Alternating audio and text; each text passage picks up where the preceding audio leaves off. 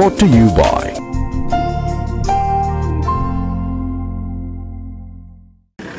Queen Elizabeth National Park, located in western Uganda, is one of the country's major tourist destinations, receiving over 80,000 visitors annually.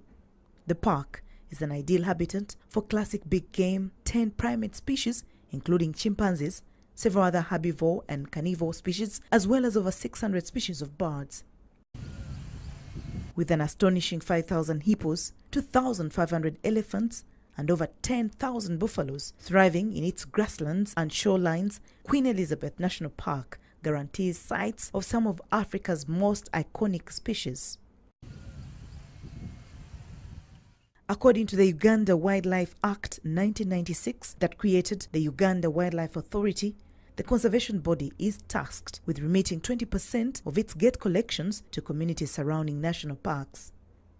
The goal for sharing this revenue is to enable communities surrounding the protected areas to experience the economic benefits of neighboring a protected area and ultimately work in partnership with the authority to sustainably manage the resource.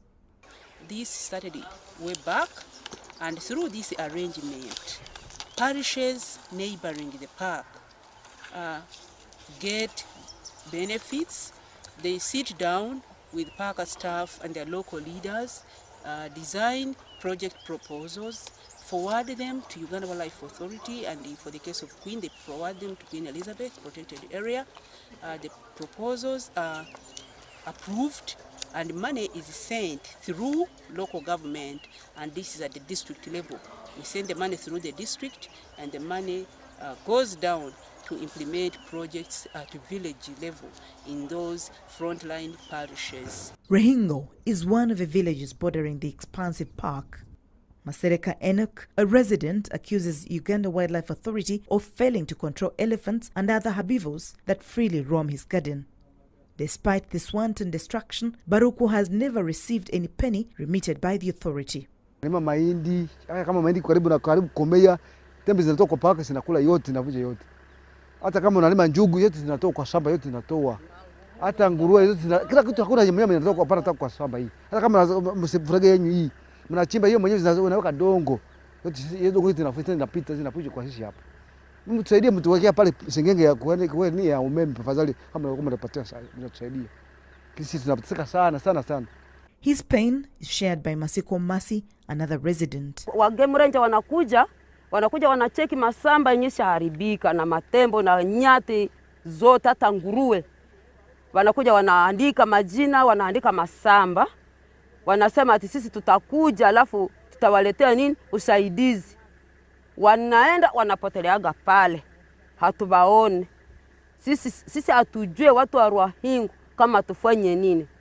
Tuko karibu hata kuhama juu ya minyama yenyewe nafanya nini. Yenyewe natukuya kutuharibia masamba. The park, however, maintains it remits funds to neighboring communities each year.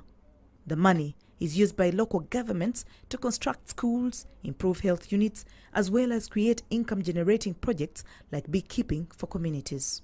We've also gone ahead to place beehives. It has been discovered that when you put beehives along the park boundary, these bees chase away elephants. So we've worked with a number of community groups. We have around 21 community groups, and these have placed beehives along the park boundary to control problem animals, but also to get some income out of sale of honey. Revenue and resource sharing is a major component of environmental conservation. Mabira is one of the largest forest reserves under the National Forestry Authority. The expansive forest is surrounded by over 80 villages, which affects conservation efforts. So around Mabira, 86 villages touches the Mabira boundaries. And you know it is challenging because we also have enclaves, around 22 enclaves. Enclaves are areas within Mabira which are not part of the forestry reserves. They are not gazetted as forestry reserve. These are Milo lands, which are within Mabira. So it is challenging, and because of these surrounding villages, and we also have mushrooming towns. We have Mbiko is also fast growing. We have Nakibizi, we have Lugazi and Mukono. All these are towns which are growing, and they have a lot of pressure. And you know the population is also exploded. So these communities and the village, the 86 villages surrounding the forest, they pose some challenges in regard to management of the forest reserves. The communities are allowed to partake in ecotourism through which they can sell art and crafts to tourists. The executive director of the National Forestry Authority, Michael Mugisa, told NBS resource sharing has improved the community's relationship with the forest. People, majority of them neighbor these forests. Majority of them were just citizens. We need to have a livelihood. So the forests provide what we call forestry products. These are wood, poles, firewood, medicinal plants, even environmental services. Most of this water is from the catchment and the lake.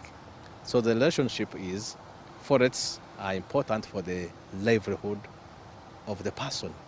People want to enter in the forest reserve and cut timber and sell and get money. But we are saying, no, let us preserve the forest. We conserve the forest, but there are other benefits which we can accrue by keeping the what? Keeping the forest, not necessarily cutting the forest for timber and other extractive uses.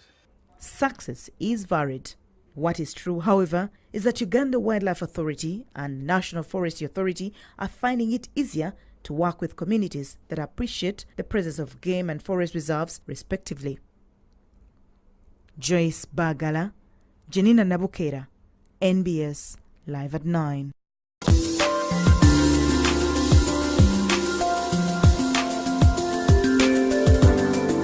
Brought to you by